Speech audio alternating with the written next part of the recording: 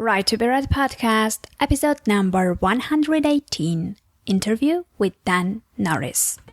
You are listening to the Right to be Read podcast, and this is your host, Ani Alexander. Hello everyone, it's me again, Ani Alexander, and I welcome you to the Right to be Read podcast, the podcast that inspires and encourages writers. So before we start, I would like to let you know that I have created a resources page on my website, which you are more than welcome to check out. Why I decided to come up with that is because I'm getting more and more questions about different things that I'm using, different courses, different tools, different websites, and so on. So I decided to come up with a very short, small list of things that I prefer using. But I will be coming up with more resources and short guides and blueprints and lists of things that authors are using. So you will be getting more of those quite soon.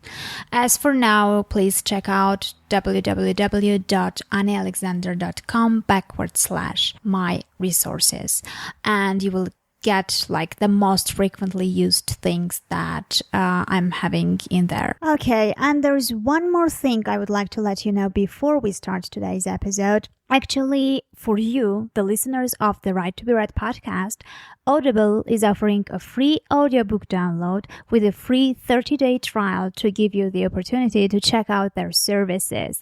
So to download your free audiobook today, and by the way, you can choose from over 180,000 titles. Download your free audiobook today. Go to www.anialexander.com/audiobooks. So again, that's www.anialexander.com/audiobooks for your free audiobook. Okay, and I guess I don't want to waste too much of your time, and we can go straight away to an interview which I really enjoyed doing, and let's go ahead and find out who has come to the show this time. Hello everyone, welcome to the Right to be Read podcast. Today I have a really nice and special guest. His name is Dan Norris. He's an entrepreneur, speaker, award-winning content marketer, and author of a best-selling book which is called The 7-Day Startup. And now he's going to launch a new book, Content Machine, which I think is another thing which may interest us too. So welcome, Dan. I'm really happy to have you over, and thanks for coming. Oh, no worries. Thanks for having me. You made me sound kind of important. That was nice. Thank you.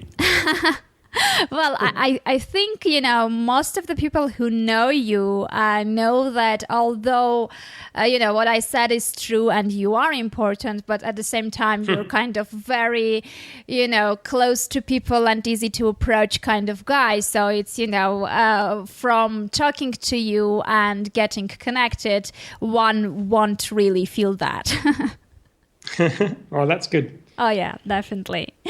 So, I always ask this because it's something that interests me a lot. I mean, why people who are successful online, who have their own businesses and who kind of, manage to leave the 9-to-5 rat race, end up deciding also to write books. So why did you kind of, on top of everything you're doing, came up with the idea to write a book? Well, it's a lot of fun now, but the first book, I really didn't know what I was doing. I think I'd never really thought about writing a book. I'm not sure why, because I'd written hundreds and hundreds of blog posts. And I think at the end of last year, I presented at a conference and I calculated how much content I'd created versus how much was in the actual book. And I think the book represented 4% of the total content I'd created. Oh, wow. So it's not like I wasn't capable of writing a book. Technically, I've written 20 or 30. Actually, I'm not very good at maths. Anyway, 100 divided by 4 or whatever, 25 books in terms of written content. But I think for that first book, I think someone just said, you should write a book. I went home and I spent a few afternoons of the next couple of weeks putting these ideas into a book. And this content was stuff that was in my head. Like the 7-Day Startup it's not something I made up. It's my story in a way, and it's my story told in a way that's actionable and useful for people, and that helps them start a business quickly and learn as quickly as they can. So it was a very easy book to write. It only took me 1 or 2 weeks to get the first draft of it out, and then it just ballooned from that, from me planning on uploading it to my website as a PDF through to having an editor, a formatter, a designer all reach out to me to work on it for free. And before I knew it, I had a book marketing guy giving me advice towards the end. And before I knew it, it was up on Amazon and it was blowing up. So a lot of the times when stuff like this happens, you look back afterwards and think, why didn't I actually do that before? But usually the reason is because you don't think of it. Like I just never thought of doing it before. And once I did it once, it was only, I think, 3 weeks after my first book came out, and I was still really excited about it. I was on a plane from the Gold Coast to Singapore heading over to a conference in Bangkok, and I started writing Content Machine then. That was in October last year, and I think I wrote the first 12,000 words in 6 hours on that flight because I was so excited about writing another book because I'm a glutton for punishment, I guess. Well, you, as you already mentioned, you had written lots of blog posts and created tons of content. So how different it was to write a blog post from writing actually, and was the approach different from writing a blog post to writing a book, or you found it very similar to each other? Well, the approach really wasn't that different. The main difference is that I had an editor and still have an editor. This time I'm paying her, which is nice of me. The first time she offered to do it for me for free and probably didn't realize what she was getting herself into. But I had people review my first book and just say, this just reads like a bunch of blog posts. And I'm like, well, I don't really read books that much, so I don't really know what a book's supposed to read like, but it kind of is a bunch of blog posts, so I'm not sure if that's a good thing or a bad thing, but I've got an editor who is amazing, who makes sure my books don't read like a bunch of blog posts, and that was the major difference. And that process going from, I mean, like I used to write 2,000-3,000 word articles and just put them up, no editing. Mm-hmm. I'm sure there was typos in them, there was structural issues, there's probably things wrong with them, but I would just get them out. But with the book, it's a huge process you go through after you've written it, and it's a little bit frustrating at times, but I feel good right at this moment because it's kind of coming to an end. So let's just think about, how did eventually, when you had this book as a PDF and you already had the audience who was interested in the topic and they downloaded quite a lot of it, I suppose. Later on, it ended up on Amazon, and you became like, published author, let's say. So the status changed a bit there. So what happened next? I mean, were you from those writers who kind of ended up checking their statistics every hour and seeing what happens with the book and how well it's selling? Oh, yeah. I'm addicted to vanity metrics. Even today, I put up a thunderclap campaign, which is like a pre-scheduling of people sharing the book. Did you see that on Facebook? I didn't see your campaign specifically, but yeah, I know about Thunderclap. It's really a great tool. Yeah. Yeah. So I've been refreshing that all day. Actually, I'm going to refresh it right now.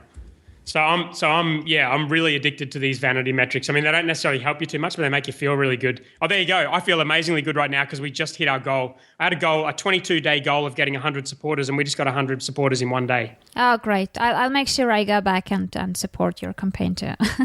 Yeah, but yeah, I did the same thing with the book. Like when we launched it on Amazon, it was free for the first week with the 7-Day Startup, and Content Machine's going to be free for 3 days, I think. And I remember just the day before just thinking like, I have no idea what's going to happen here. Like this could potentially go well. It's got a cool sort of name. I've got a cool story. It looks good. It looks like a proper book. It's been edited. Like it's all legit.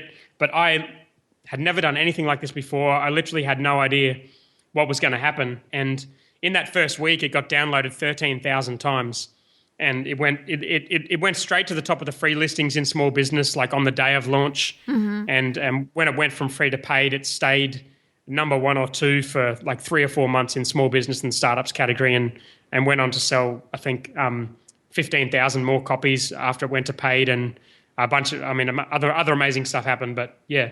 Okay, so did this book actually help you with your other activities and other stuff you were doing in terms of your business, speaking gigs and stuff like that? What did the book brought as added value to what you already had? Yeah, well, I actually had never spoken at conferences before, and the first conference I spoke at was WordCamp in Sydney, and I spoke at it the day before the book launched.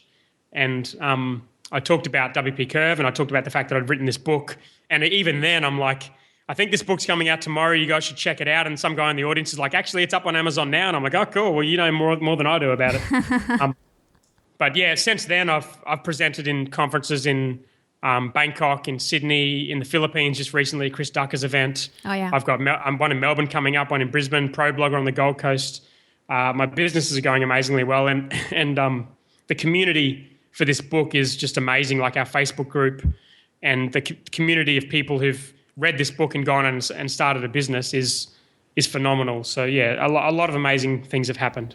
Okay, so can you say that actually there is something about, when someone publishes a book, and especially if the book does well later on, it adds up to the credibility and reputation of that person? Yeah, there's no doubt about that. I just had a mate who's published a book called The End of Jobs, and I was sitting in a meeting with him in at the conference in Bangkok that I mentioned before that I spoke at. There's little breakout workshops with 20 or so people, and there was a workshop on how to write a book. And Taylor and I were sitting in that room, and he's a blogger. I'm not sure if he calls himself a blogger, but he writes a lot of content on his site. And he was sort of saying, I'm thinking about writing a book. And he just released it 2 weeks ago. It's number one in small business at the moment on Amazon. He was just interviewed on James Altucher's Ask Altucher podcast. It's sold, I think, 5,000 copies already. And he's literally, if you look at Amazon right now, he's up there alongside Elon Musk and Peter Thiel and James Altucher. So it's an amazing thing if you can write the book and then really hit on a nerve that gets people's attention and do a good job marketing the book. Then it can really open some amazing doors. And I think one really small, silly thing that people probably may not think about, I don't think about because I'm not a physical objects person. I don't really own anything. I've got a skateboard and a surfboard, but that's all. I don't own any books or anything like that. But if you've got a physical book, and in my case, Tom Morks, who's the guy who did the marketing for my book, basically taught me all of this when I launched it.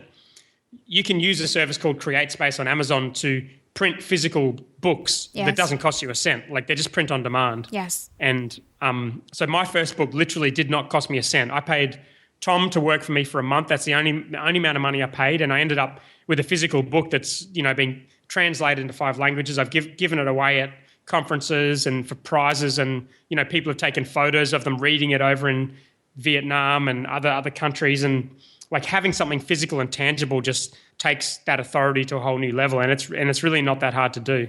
Oh, yeah, exactly. It's kind of, I've noticed this too, that if you have the paperback option for the book, even if people don't buy the paperback and get along with the ebook, but the bare fact that it's there kind of adds to the credibility, and it psychologically, it has kind of a stronger effect, let's say.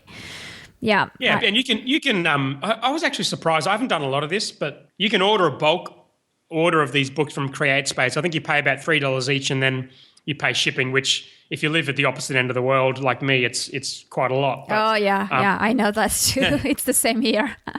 Yeah, but it's still not too bad, and you can give away the books at conferences and things. And I've done that a couple of times. Like, I've had 3 or 4 spare ones and given it to people, and people are like, wow, that's so cool. Like, they really like it. And like, if someone gave me a book, I'd probably be like, well, just send me the PDF so I don't have to, I'm not a books person.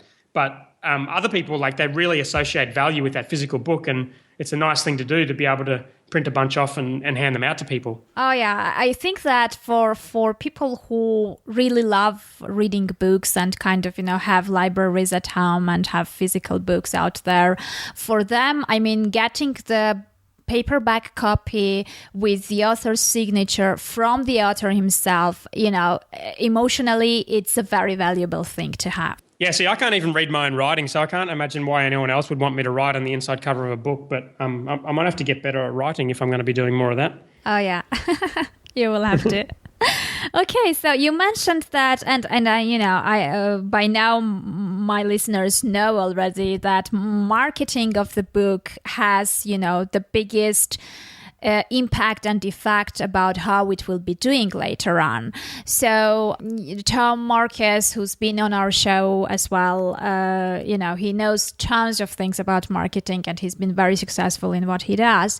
So can you maybe pinpoint one or two things from the things that you've done that you think are the things that worked best and had like the biggest positive impact on the success of the book? Well, I'll tell you two things. One is that I embrace content marketing, and that's why I've written a book about it, because it's an amazing trust builder and an amazing community builder. And I've put out so much content in the last 4 or 5 years that I've got thousands of people around me that are willing to support me when I do a project like this. And the only reason they're doing that is because of this content marketing that I've embraced. So that's one thing.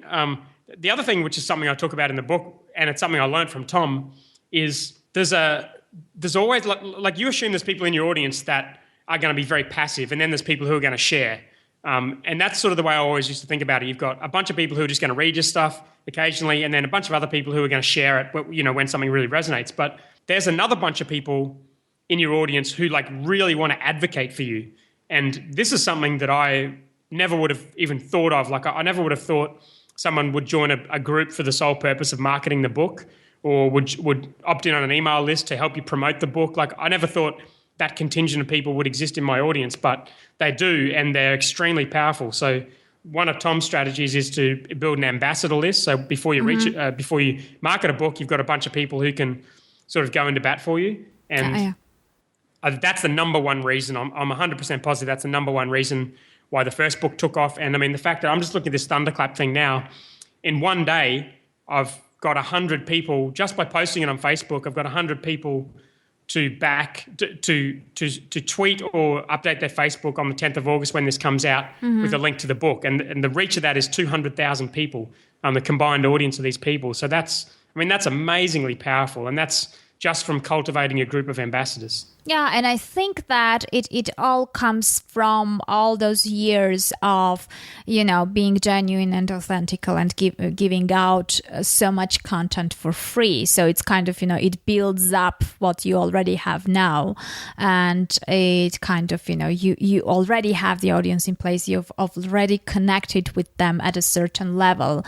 So it's kind of, it's a way to pay back, I guess, and say thank you for everything you've done up to now. Yeah, and it's a cool thing because like with my content, I've always had businesses around that content, and the people who are in the audience have helped promote those businesses, and some of them have become customers. But you're not always going to become a customer of someone because you like their content. So you in many ways you kind of probably feel like you owe the person. You want to thank them for doing what they do. But you're not necessarily ready to sign up to their service. So, like, these guys love helping me, and I do the same thing as well. When other people create lots of content, like my mate Taylor just emailed me a week before his launch and said, "Will you support this on Thunderclap?" And another of my mates did the same thing a couple of weeks ago, and I'm always super keen to do that because, I really appreciate when people are putting this stuff out there for free. And that's why content marketing works, because it's like you're putting money into this account, and it's people are standing by ready to help you when you launch something like this. Oh yeah, exactly. So let's go to your first book, The 7-Day Startup, and by now it has already inspired thousands of entrepreneurs to actually take action and launch their ideas and start their startups and become real about what they have always dreamed and talked about. So let's try to kind of project one of our listeners, like theoretically, and have this, writer who works somewhere he doesn't really like to be, and who writes on his spare time, and who would eventually like to transition, from this day job into becoming author entrepreneur, let's say. What's the process? I mean, where should this person start, and what he should do actually besides going ahead and writing on his spare time? Well, I mean, I guess the key is you need to impact people. That's what you need to be able to get to. There's no point in writing anything. There's no point in creating anything if it's not going to involve some kind of change in people. And with my first book, like the reason I know it's been successful is because I see people starting businesses in different ways than they did before.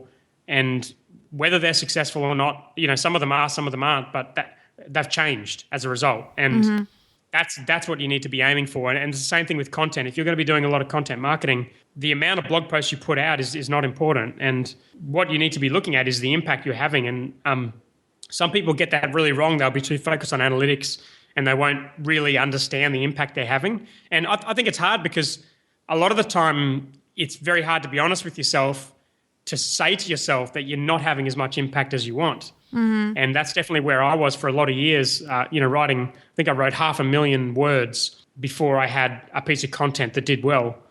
And I think a lot of other people are the same. It's you're creating a lot of content. You kind of think it's good, but you're not really willing to be honest with yourself and admit that it's really not having the traction that you need it to have. So the number one thing is to have an impact on people. I think the only way to get there is to differentiate, because you need to get attention before anyone's going to be impacted by anything.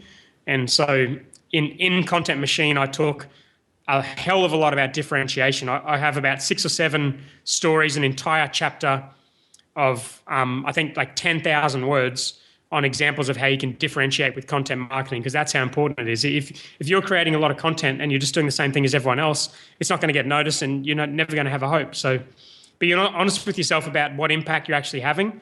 And if you're not having an impact, then think about how you can differentiate and think about what's missing in your industry. And my philosophy for this book is, how do you be an entrepreneur, but be an entrepreneur content marketer? So what entrepreneurs do is they look at a market that is healthy. They look at a place where people are spending money, and they think about how they can do it differently to get people's attention, to give them money instead of someone else. That's what entrepreneurs do, and that's what content marketers need to do as well. They need to go into a space where there's plenty of attention, there's plenty of people reading content and creating it and sharing it, but they need to go into that with an angle, something that's going to grab attention, and eventually use that to build trust and build a business. And that's why I've written this book, and hopefully this book will show people exactly how to do that.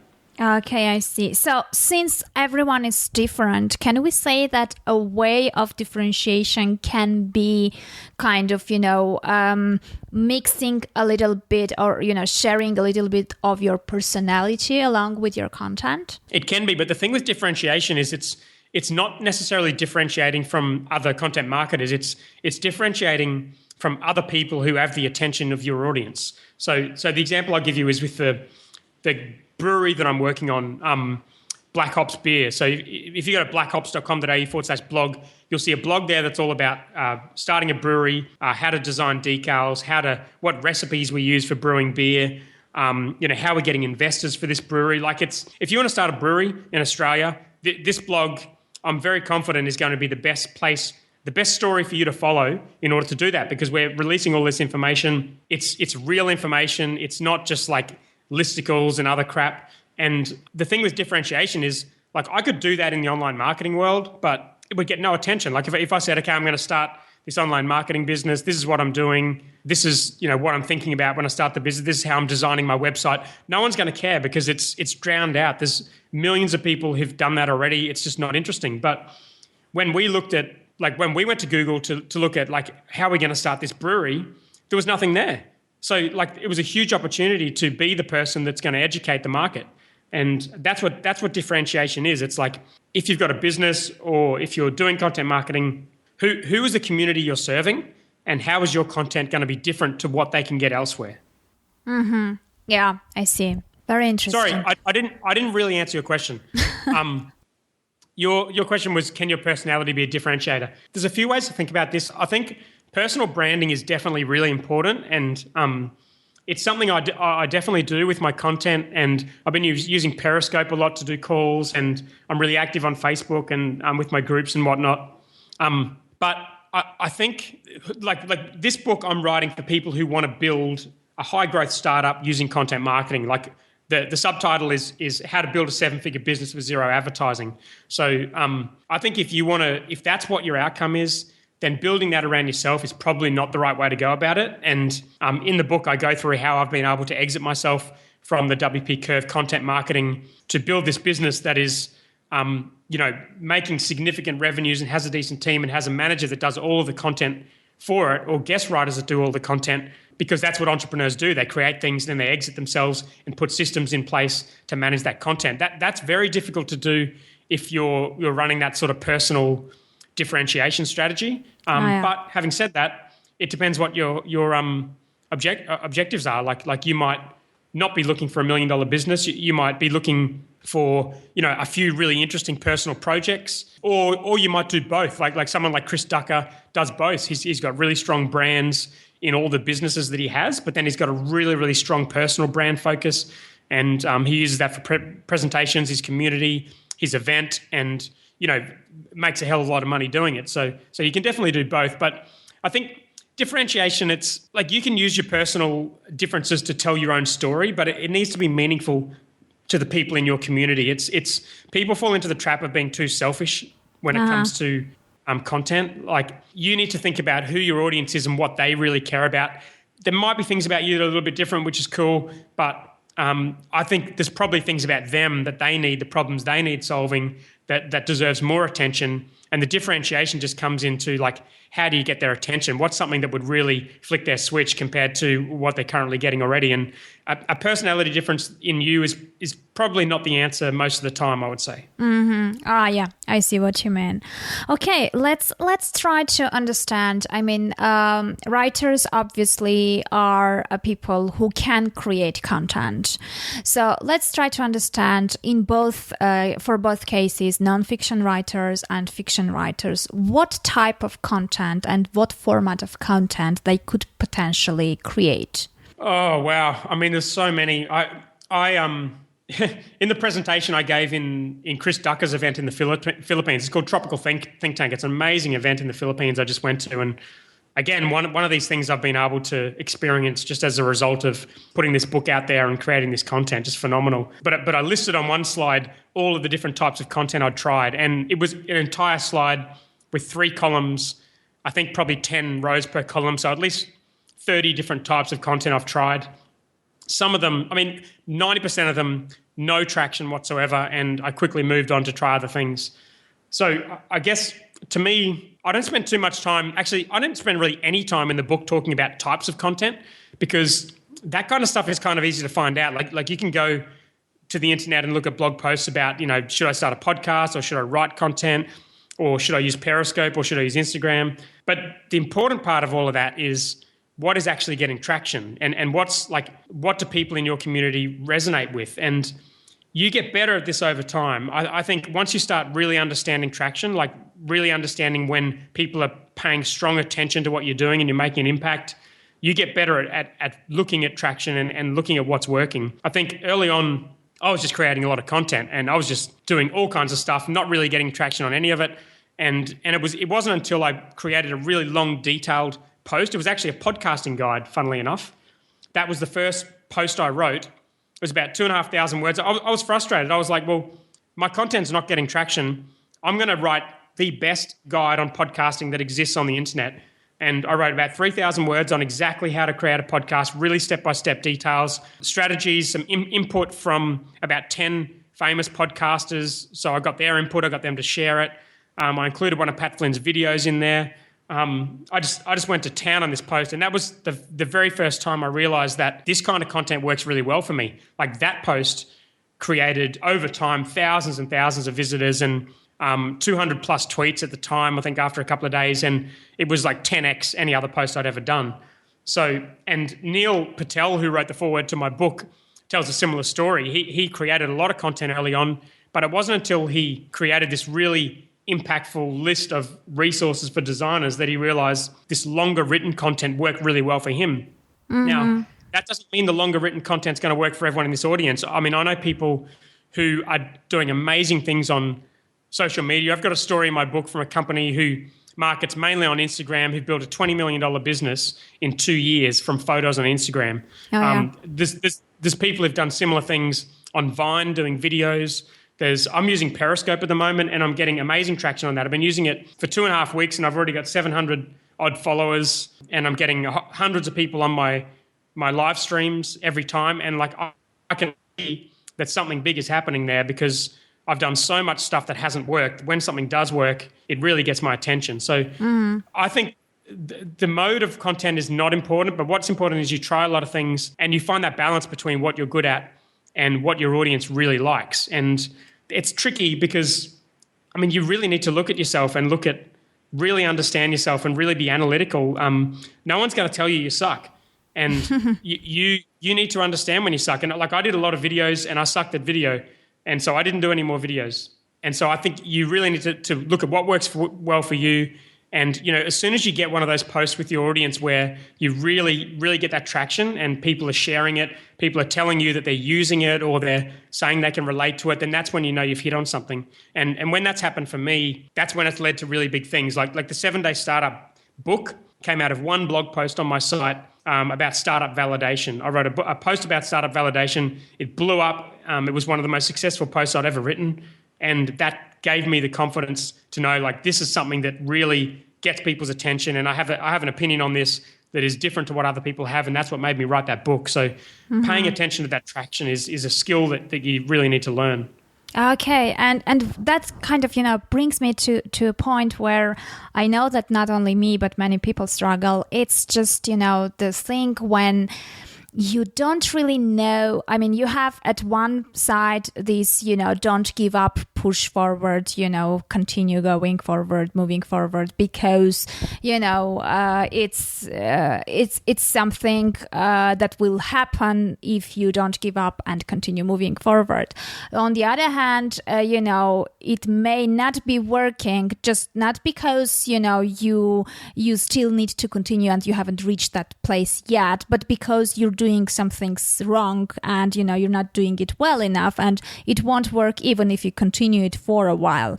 So how long do you have to stick to one thing in order to understand if you are going to get attraction or not? I mean, when is the point that you realize that, no, this is not working, I have to try something else? This is this is one of those topics I could sit and talk for hours and hours about. And it's something I struggle with. It's something that every single entrepreneur I know, and unless they're successful and sort of everything they do is now, you know, so much easier, which does happen, and people forget to mention that.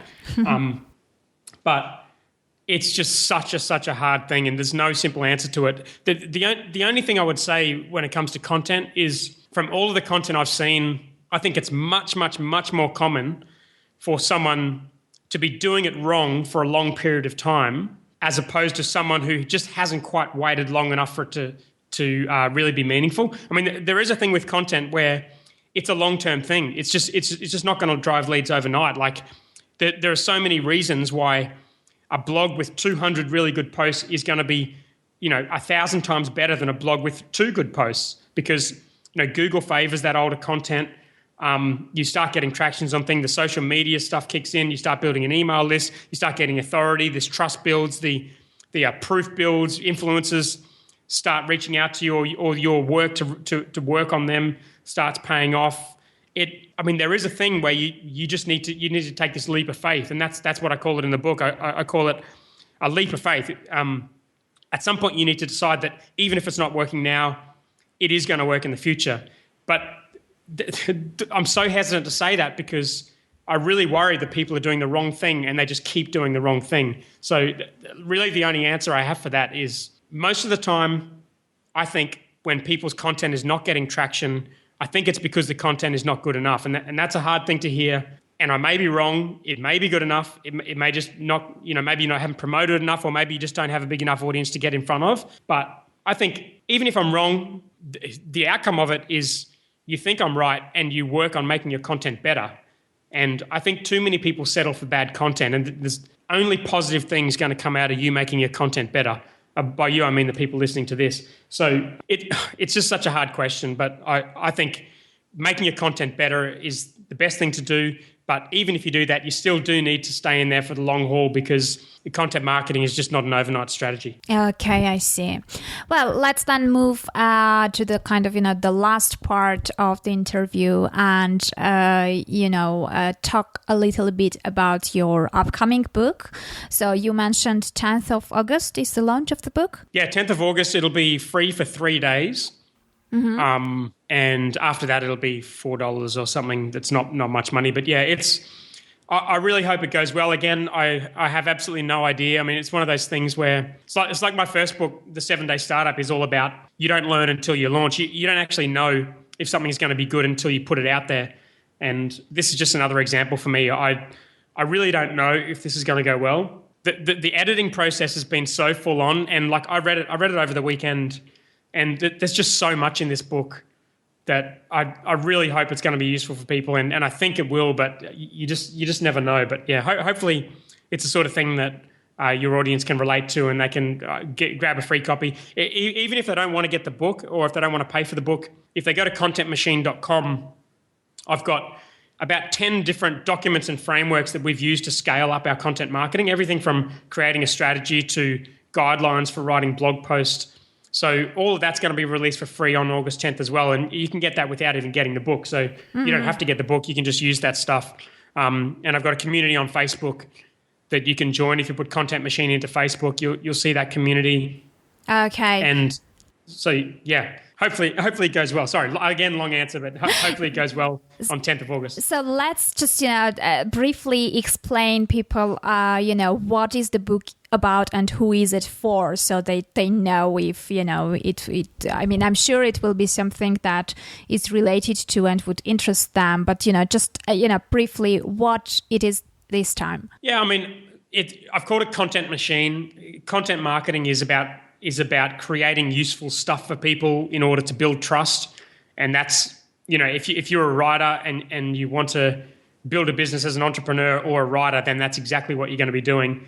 And you can follow the blogging crowd, or you can follow the content marketing crowd. And to me, what I've created is hopefully a book that produces entrepreneurial content marketers. Like, if you read this book, I hope that you're going to finish it and you're going to be thinking like an entrepreneur. You're not going to be thinking like a blogger. You're not going to be trying to release lots of content. You're going to be trying to figure out how do you build a business by creating content.